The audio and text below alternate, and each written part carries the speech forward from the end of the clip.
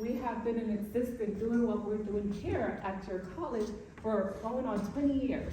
We've been doing this, teaching at various institutes of learning, high school, elementary schools, colleges, and universities.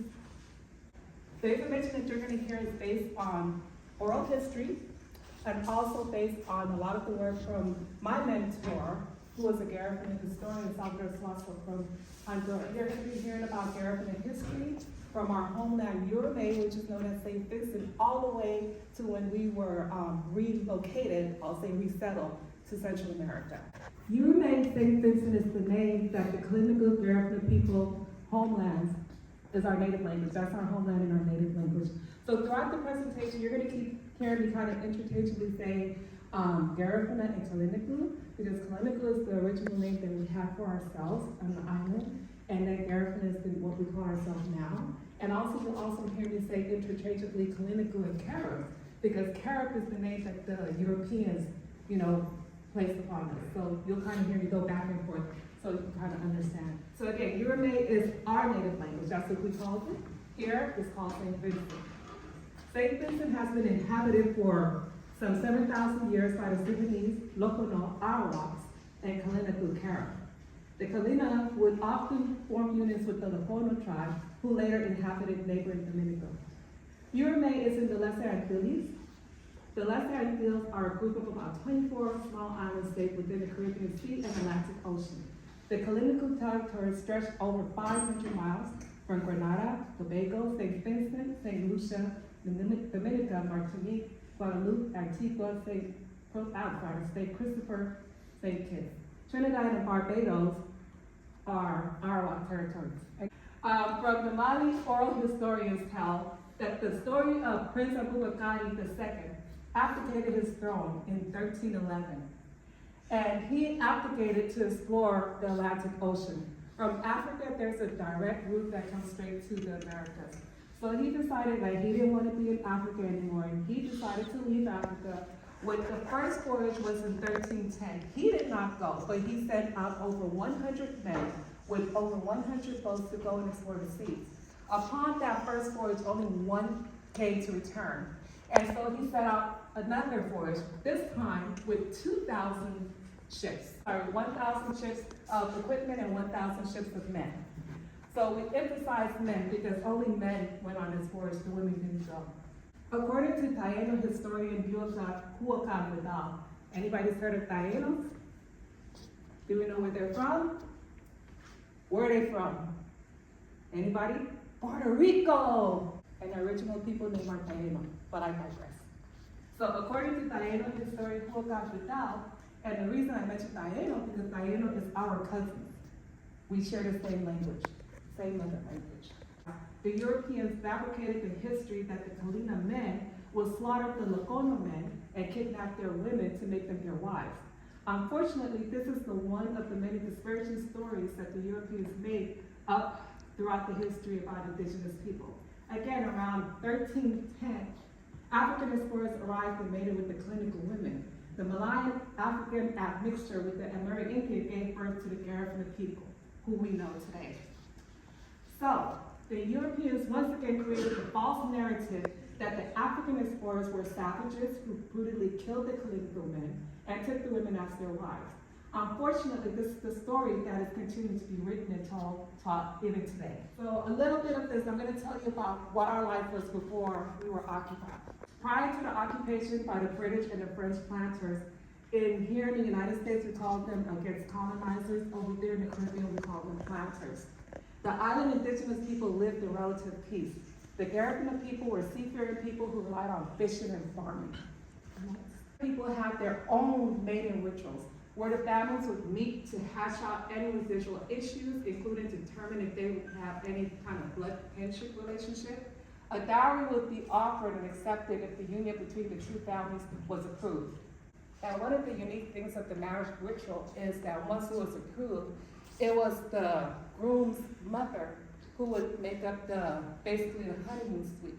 And they would basically, sit there to make sure that they consummated the marriage and everything like that. And the purpose was, of course, be fruitful and multiply. The Garifuna people had specific birth rituals including placing a soft piece of plywood on both the male and the female's head right about here. And that was to kind of mold their head down, and they would put that on there for a while until it was flattened, to flatten their forehead. The female infant's nose would be massaged. It would be massaged. That's something that's carried on in my generation, in my family. When I had my daughter, my mom made sure I had to massage my daughter's nose. So every night I had to massage my daughter's nose.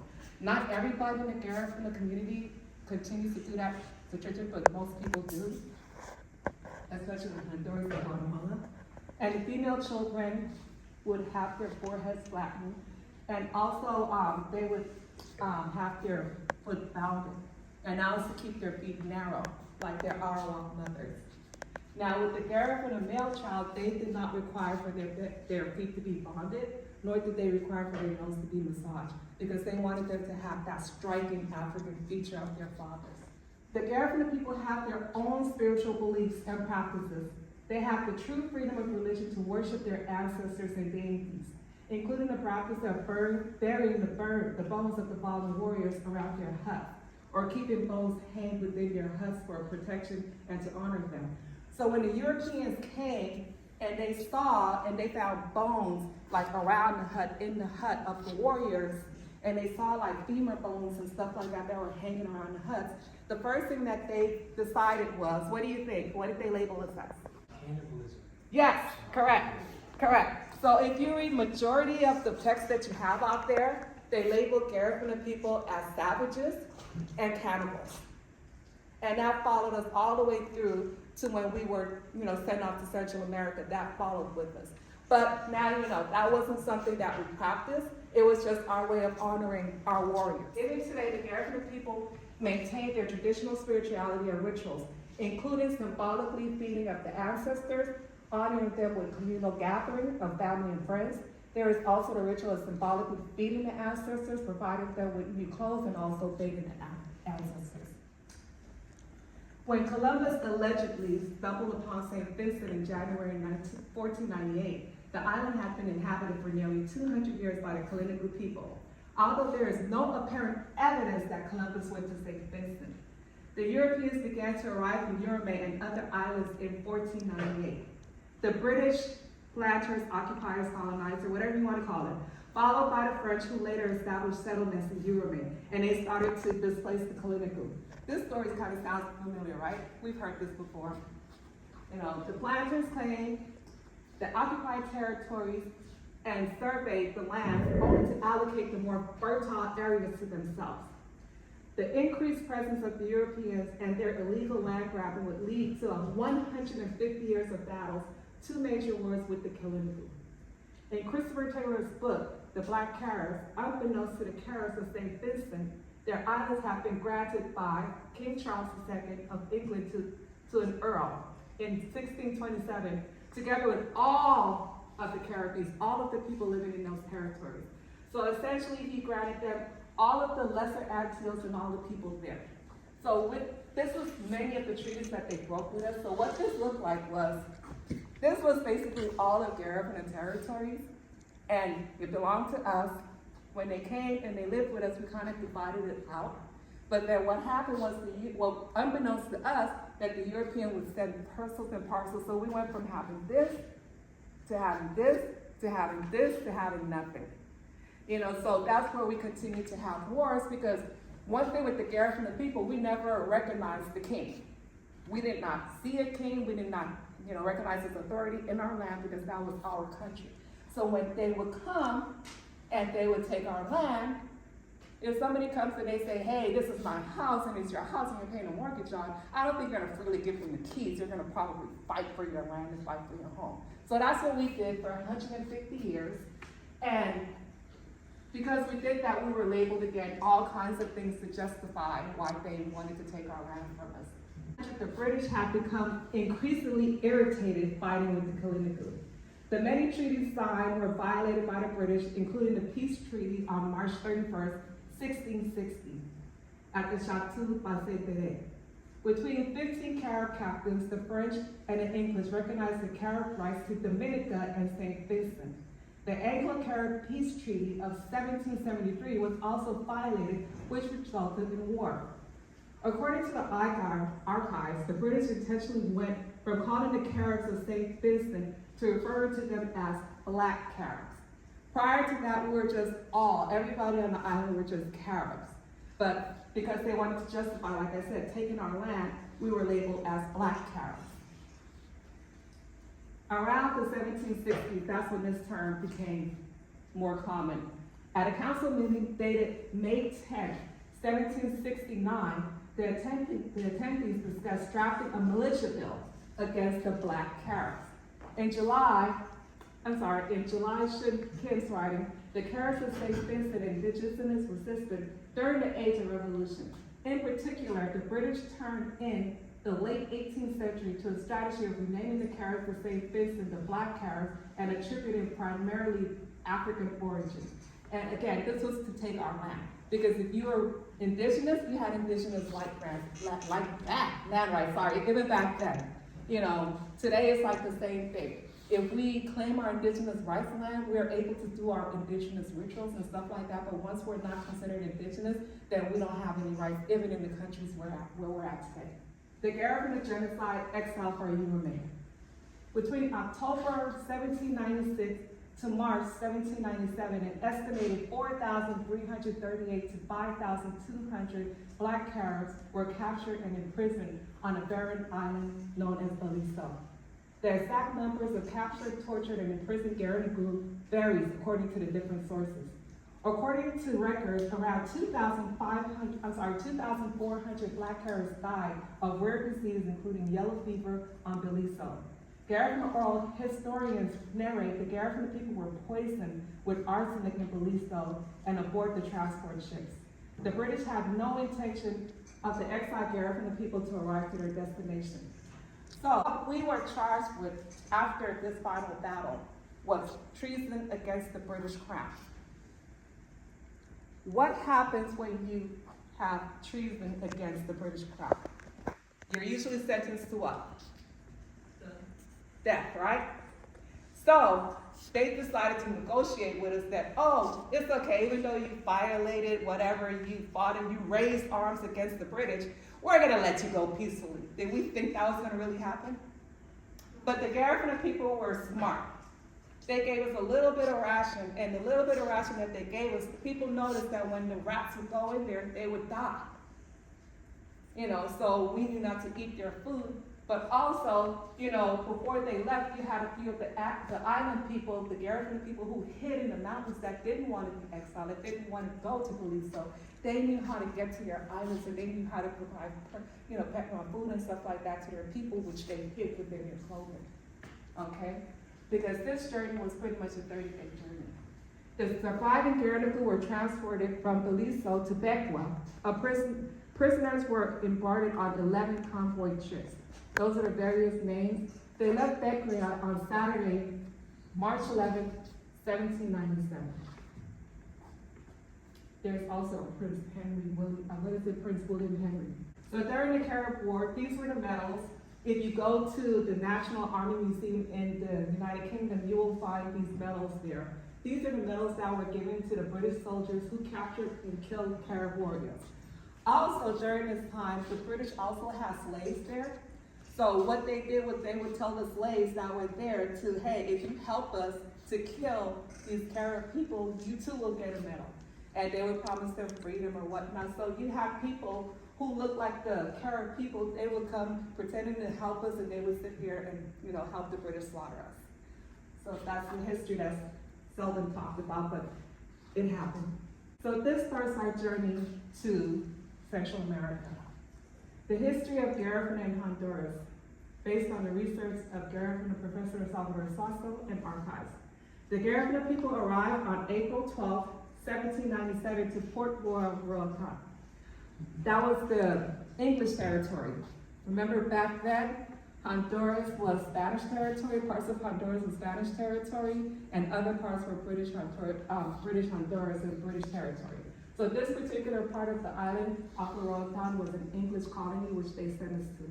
However, the Garifuna people were granted entry by the Spaniards into the mainland Trujillo established Honduras on May 17, 1797. According to research, the first Garifuna community in San Juan arrived around 1889. Evidence of the presence of Garinagu in San Juan Tela is found in an official communique on April 20th, 1891. The San Juan Tela massacre happened on March 12, 1937, in front of the community's Catholic church. A dozen Garinagu people who sympathized with the Liberal Party were executed by a firing squad. We're going to get more into that later, because that's going to lead to how a lot of Garifuna people made a big migration to Belize. Those who escaped this genocide were lucky to have sought refuge in the country of Belize. This migration would bring along the formation of a new settlement, which is now named Newtown, and would later on adopt the name of Hopkins. History of Garinagu in Belize. Based on the research of Garifuna, Professor Arturo Zepeda again, the first sign of Garinagu presence in Belize dates to 1799, when Garinagu used to travel to Wallace Place looking for employment in the woodcutting industry spearheaded by the British. Remember, during the time they still had slavery all throughout, but Garifuna people were always free people, so we were able to go out, make our own living, and earn our own wages and do everything that other people that were indentured service or were slaves could not do. So that caused a lot of conflict between the people that were still enslaved with us who were free. At the beginning of 1832, when we talked about the massacre earlier that happened in Honduras, this is what led to the mass exodus of Garifuna people from Honduras to Belize. At the beginning of 1832, there was a series of incidents that occurred with different missions. The three different Allied armies attacked simultaneously the government forces in Morazan. He was the president of the Central American Federation. All throughout that area was covered by one president at the time, and they were basically looking for who was going to be the leader. One was executed by the ex-president Arce in the interior of the country, another one in Trujillo, under the command of Colonel Vicente Dominguez, and a third army in Amoa, under the leadership of Roman Guzman. Appropriately, Garinagu fought along all three of them. We did not discriminate. We fought with all of them. We were just like, we don't know who's gonna win this. Let's just work with all of you. But what happened is the guy, Morazan's government, who won the conflict, labeled as what? Traitors, treason. And guess what we were charged with again? And guess with him, he was like, you guys are gonna die. We're gonna kill you because you committed treason against me. Although we fought with all three of them, not knowing who was going to be the leader at the end. But Morazan said, okay, Garifuna people participated as rebels and accused them of high treason to the state. The leaders of the rebellion were brought in front of the firing squad. That's what I mentioned earlier. Garifuna people were meant, women, children, men, they were meant to die over there. They made them dig up their holes and stack them there to sit up there and shoot them into their holes that they, dug for themselves for their death. But a lot of Garifuna people fled. They ended up in Belize, they ended up in Nicaragua, and they ended up in Guatemala. So in the fear for their lives, a group of Garinagu asked the governor of British Honduras for refuge, and around 500 Garinagu solicited British protection and settled 30 miles to the south of Belize. Under the leadership of Lady of Benny. This is what we celebrate on November 19th, the settlement of Garifuna people in Belize. The earliest account of Garifuna in Guatemala is in 1802. And that all goes back to the war that was happening throughout Central America. And Garifuna started hearing about these different entities that were killing Garifuna people that were helping other people that wanted to become president of that region of Central America. Their number one target was us, Garifuna people. So a lot of Garifuna people who migrated to Guatemala in 1802, especially after the massacre that occurred in Honduras, they too left Guatemala and went to Belize for safety. And they would later on return to Guatemala under the leadership of Marco Sanchez Diaz. In Nicaragua, again, pretty much the same thing happened. Between 1865 and 1870, a lot of Garifuna people, migrated to Nicaragua because of the same thing. With this There's a lot more to that because they make different journeys to Nicaragua that have to do with a lot of political wars and stuff like that, but these are the different dates where you have like all of the different Garifuna communities forming. The Garifuna migration to the United States under the United Fruit Company in Guatemala during the late 1800s, founded on March 30th, 1899.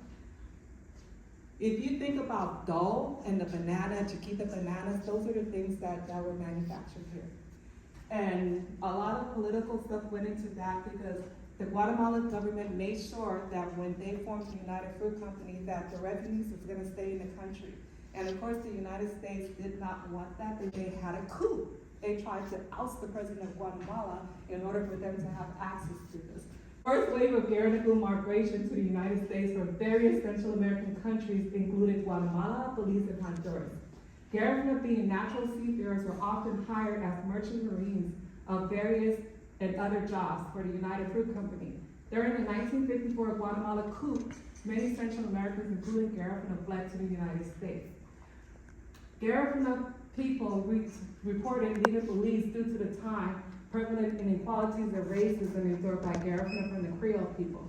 According to the local Garifuna elder, Mr. Clifford Palacios, the first Garifuna families arrived to Louisiana area around the mid-1940s and later in Los Angeles around the 1950s. Corruption and continued violence toward Garinagu in Honduras, dominated by the Spanish community, caused many Garifuna people to migrate to the United States. Here in the United States, New York has the largest Garifuna community outside of Central America, with over 200,000 Garinagu. And then here in California, we have an estimated 100,000 Garinagu, with about 60,000 living in the Los Angeles area, and then others living around California. Updated research and new narrative. Updated research for the individuals like Tessa Murphy and Garifuna anthropologist Anthony Castillo Perez have challenged the shipwreck narratives. According to the archives, there were no reported shipwrecks during 1635 in the area of the Los Angeles. William Young II is reportedly the first person who initiated the fabled 1935 shipwreck story and used the term Black Caribs to describe the indigenous people. Also, based on the sources that you read, the alleged shipwreck was either Spanish, Dutch, or Portuguese, with various years from 1661 to 1675. The British and the French archives, however, do not show any shipwrecks reported from 1659 through 1681. The only legitimate shipwreck during the time was documented in 1886, and all on board were reported dead. Furthermore, the documented shipwreck that reported happening in 1635 was heading towards the West Indies and not the Antilles. So, when you read a lot of the stories about Garifuna being shipwrecked and faced slaves, that's basically, again, a story that was invented by William Young, again, to justify taking our land from us. And it succeeded because they did take our land from us. The Garifuna native language is an Arawak-based language. The type of language is a verb, subject, object language.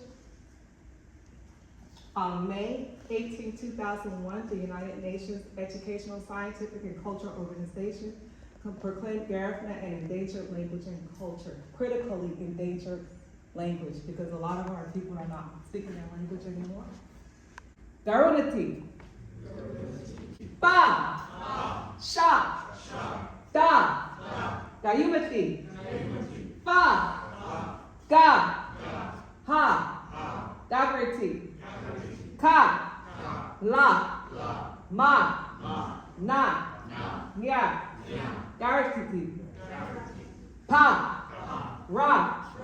Sa. Ta. Magati. Gagati. Wa. Ya. The traditional Garifuna music ensemble typically consists of a gaisa, a singer, a primera and a segunda drummer, a sisida, a shaka, and sometimes turtle shell or a wadagabuve, a conch shell player. You're going to be seeing that demonstrated here in a little bit. Today is more important than ever for Garifuna people to have a voice, own our identity, be represented, and to be seen. We are here. So we have been working with this organization, Celio, for the past 2 years.